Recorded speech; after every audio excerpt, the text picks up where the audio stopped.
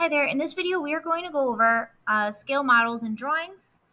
So our objective for today is to solve real-world problems involving scale models and drawings with proportions, right, or using proportions. So to start, you have to know what a scale drawing and a scale model are. You have to know what both of those are. So a scale drawing is a drawing that is similar to an actual object, but is either enlarged or reduced. So you can think of this like a poster or a map. A scale model is a replica of an original object that is too large or too small to be built at actual size. So think like a toy car. Toy cars are usually scale models of real cars because the sizes of the doors and the tires, etc., are usually proportional to what it would be in the real world. And then scale is what gives you the ratio that compares the measurements of the drawing or the model to the measurements of the object in the real world. So with a scale, you usually see a ratio. The ratio is usually written as 1 unit on the drawing or the model in comparison to the number of units in the real world, or you can think of it like a fraction, right? 1 unit on the drawing or the model over the number of units in the real world.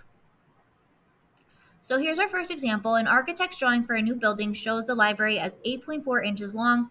If the scale on the drawing is 1 inch is equal to 5 feet, what is the length of the actual library?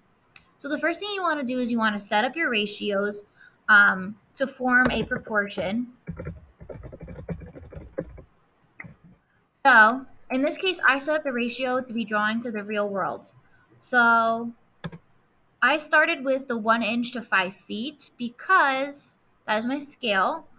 If you did the real world to the drawing, then you would have 5 to 1. So whatever you have in your numerator, you have to just keep in your numerator across, and same thing with your denominator. So in this case, I set it up drawing to the real world. So 1 inch in the drawing is equal to 5 feet in the real world. So that is equal to 8.4 inches long. So that is in the drawing. And we're comparing it to X feet, which would be the actual library. So when you cross multiply and solve, right? So 1 times X is 1X, and then 5 times 8.4, which is 42. So in this case, the library would be 42 feet long. All right. If 3 inches on a scale model represents 15 feet, then how many inches would represent a 550 foot tall building? So in this case, I set up my ratios to be modeled to the real world. So if 3 inches on the model represents 15 feet, then that is my first ratio, 3 to 15. And then I'm trying to find the number of inches, so that's going to be X, my unknown at the top, over 550. Cross multiply, so you get 15 times X is equal to 3 times 550. Then you multiply the 3 times 550 to get 1650. Divide both sides by 15, and then there you go. You have X is equal to 110 inches, which is what would represent the 550 foot tall building.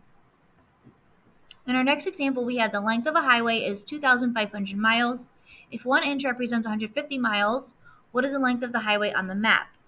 So in this case, I set up my proportion to be, or my ratios to be drawing to the real world.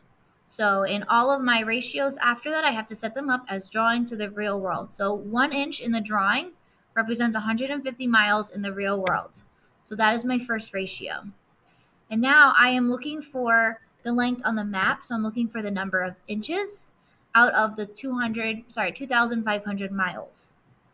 And now we just cross multiply and solve. So 1 times 2,500 is equal to 150 times X.